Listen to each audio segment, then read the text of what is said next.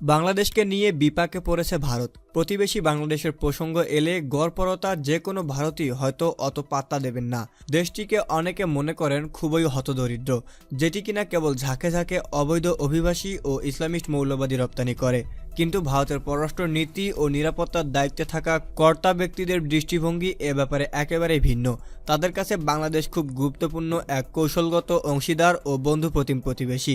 গত সপ্তাহে টানা তৃতীয়বারের মতো নির্বাচিত হওয়া প্রধানমন্ত্রী শেখ হাসিনার প্রতি এই কর্তা ব্যক্তিদের অব্যাহত সমর্থন এই দৃষ্টিভঙ্গির ভিত্তিতে তাকে ছাড়া নয়াদিল্লির ঢাকা নীতি টিকবে না। কিন্তু সমস্যা হলো বাংলাদেশের রাজনৈতিক বিরোধী শিবির ভীত ও বিদীর্ণ হয়ে গেছে। শেখ হাসিনার প্রধান প্রতিদ্বন্দ্বী সাবেক প্রধানমন্ত্রী খালেদা জিয়াকে দুর্নীতির অভিযোগে দোষী সাব্যস্ত করেছে আদালত। তিনি এখন জেলে। যদিও খালেদা জিয়া একসময় ভারতের নির্দয় শত্রু ছিলেন, নয়াদিল্লি কিন্তু একবার তাকে ও তার ছেলে তারেক জিয়াকে সমর্থন দিতে রাজি হয়েছিল। কিন্তু তারা ভারতের বিশ্বাসের পিঠে ছুরি বসান। বাংলাদেশে পাকিস্তানের গোয়েন্দা সংস্থা ISI-কে ইচ্ছেমতো কাজ করার সুযোগ দেয়। সেই বিশ্বাসঘাতকতা নয়াদিল্লির জন্য হতভম্বকর ছিল।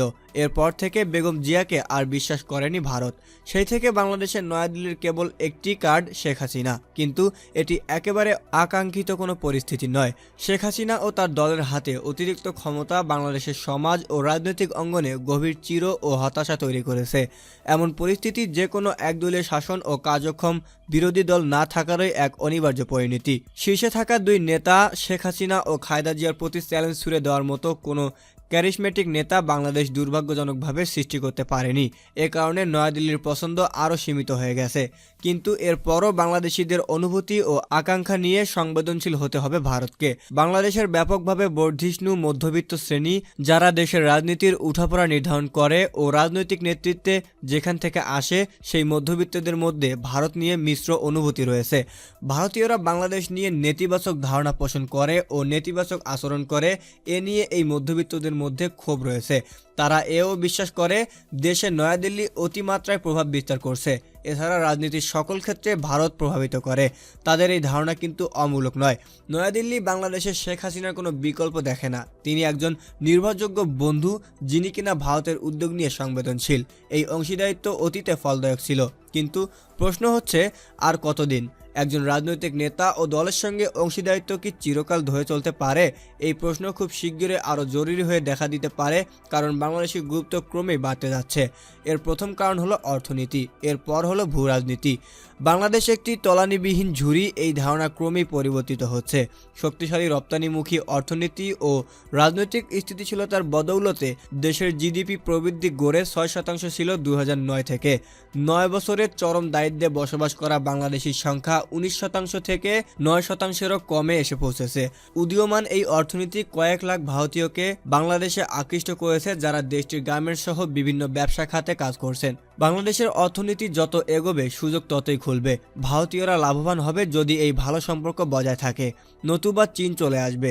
দেশটি ইতোমধ্যেই কৌশলগত ক্ষেত্রে এগিয়েছে।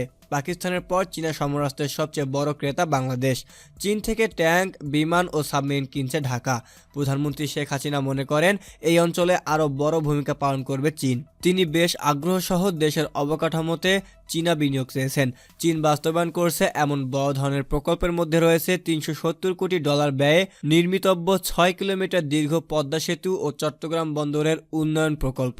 নয়াদিল্লি ও রাজধানীর সংবাদ মাধ্যম মূলত পশ্চিমে, বিশেষ করে পাকিস্তানে চলমান কৌশলগত ঘটনা প্রবাহ নিয়ে বিভোর।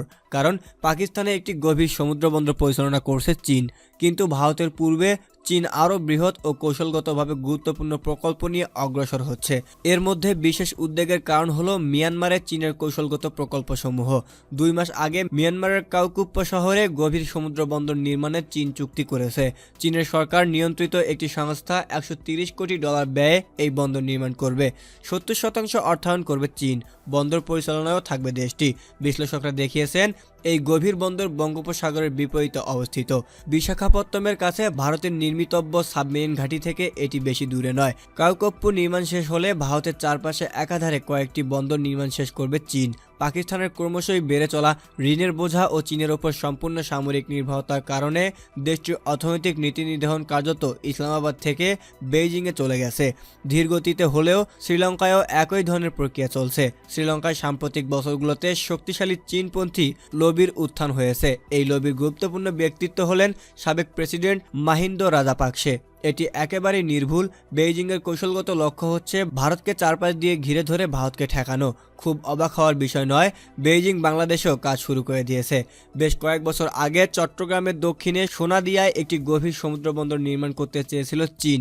নির্মাণের শর্ত বেশ বিপজ্জনক ছিল। নিশ্চিতভাবেই এটি ছিল বেইজিংয়ের ঋণ কূটনীতির অংশ। জাপান এগিয়ে না এলে বাংলাদেশ হয়তো ওই টোপ গিলত। জাপান আরও ভালো ও নিরাপদ প্রকল্পের প্রস্তাব দেয়। এখন কক্সবাজারের পাশে মাতারবাড়িতে গভীর সমুদ্রবন্দর নির্মাণ করছে জাপান। সেখানে একটি 1200 মেগাওয়াটের বিরাট বিদ্যুৎ কেন্দ্র, এলএনজি টার্মিনাল ও অন্যান্য সুবিধাও থাকবে। বলা হচ্ছে এই প্রকল্প হলো এই অঞ্চলকে শিল্প করিডোরে পরিণত করার বৃহত্তর প্রকল্পের অংশ। এটি হবে এশিয়া ও বাকি বিশ্বে প্রবেশের গুরুত্বপূর্ণ দ্বার। খুবই অনুকূল শর্তে এই প্রকল্পের বেশিরভাগ আর্থায়ন করছে জাপান। সেবার বাংলাদেশে ভারতের স্বার্থ যেন জাপানই উদ্ধার করে দিয়েছে। কিন্তু ঢাকা এখনও বিভিন্ন বিকল্প খুঁজছে। আর চীন কিন্তু অতীতে নিজেদের স্বার্থ এগিয়ে নিতে বিদেশি রাজনীতিবিদ বা কর্মকর্তাদের ঘুষ দিতে পর্যন্ত পিছপা হয়নি।